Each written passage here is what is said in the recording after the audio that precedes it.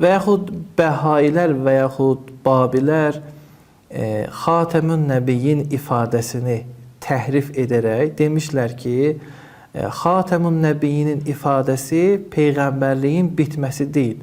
Ola bilsin, Nəbi gəlməyəcək, amma Rəsul gələ bilər. Amma nəzər almaq lazımdır ki, Quranda hər Rəsul Nəbidir, amma hər Nəbi Rəsul deyil. Başqa sözünü desək, bir insanın risaləti olması üçün nübüvvəti olmalıdır.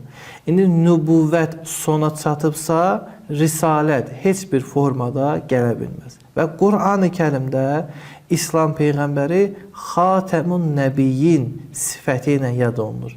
Yəni, nəbilərin sonuncusu və xatəm sözü lüğət etibarı ilə sonuncu, sonlandıran bu mənalardandır. Belə olan halda İslam Peyğəmbəri ki, artıq nəbilərin sonuncusudur, demək, rəsulların da sonuncusu hesab edilməlidir.